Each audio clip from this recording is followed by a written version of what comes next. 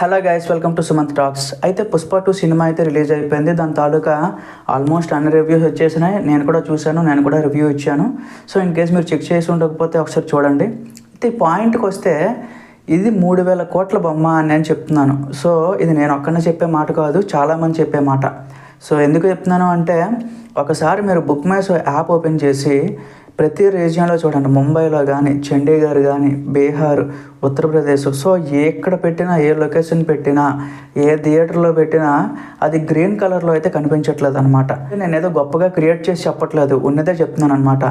In fact సినిమాలో అయితే కథ ఏమీ లేకపోయినా సో ఆ జాతర ఎపిసోడ్స్కి సో రిమైనింగ్ మన అల్లు అర్జున్ గారి స్వాగ్, ఆ స్టైలు, ఆ యాటిట్యూడ్ అంతా చూసి నార్త్ వాళ్ళు అయితే అట్రాక్ట్ అవుతున్నారనమాట.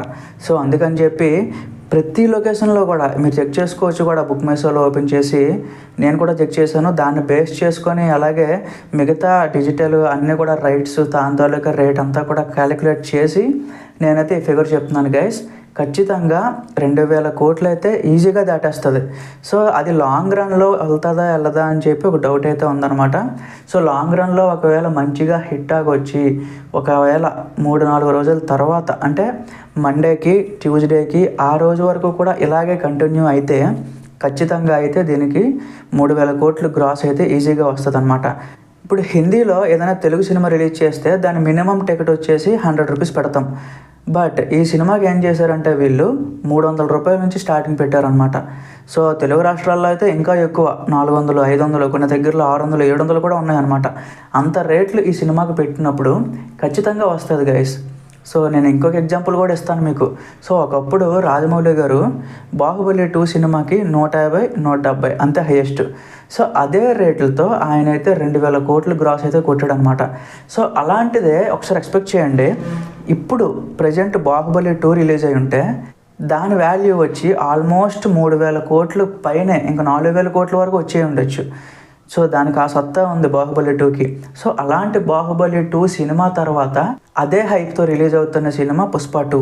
అయితే ఈ సినిమాకి మెయిన్ అడ్వాంటేజ్ ఏంటి అంటే, ఇప్పుడు ఎక్కువగా ఇన్స్టాగ్రామ్లో ట్రెండ్ అవ్వడం, అలాగే యూట్యూబ్ షార్ట్స్లో ట్రెండ్ అవ్వడం. సో ఇలా ప్రతి ఒక్కరికి కూడా అది రీచ్ అయిపోయిందనమాట. కాశ్మీర్లో ఉన్న వాళ్ళకి, ఎక్కడో అవుట్ సైడ్ ఆఫ్ ఇండియాలో ఉన్న వాళ్ళకి సో అది ఈజీ అయిపోయింది రీచ్ అవ్వడం. సో అట్లాగా ఈ సినిమా మీద అయితే ఇంట్రెస్ట్ ఎక్కువైపోయి అలాగ వాళ్ళకైతే సినిమా చూడాలని చెప్పి ఒక మూమెంట్, ఒక ఆలోచన అయితే వచ్చిందనమాట. సో ఆలోచన ఖరీదే 3000 కోట్లు.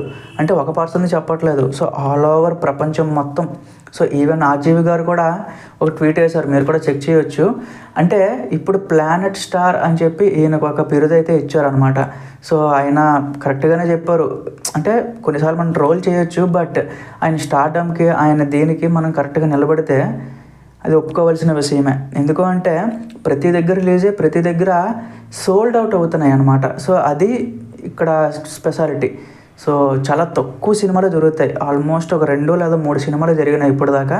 సో ఇది ఆ లిస్టులో ఉందన్నమాట. అది కూడా తెలుగు సినిమా అవ్వడం ఇంకా గర్వకారణం. సో చూద్దాం ఇది ఇంకా ఎంతవరకు వెళ్తుందో ఏంటి. నేను ప్రతిదీ పోస్ట్ చేస్తూ ఉంటాను గైస్. మీరు కూడా నా ఛానల్ సబ్స్క్రైబ్ చేసుకొని రెడీగా ఉండండి. Thank you.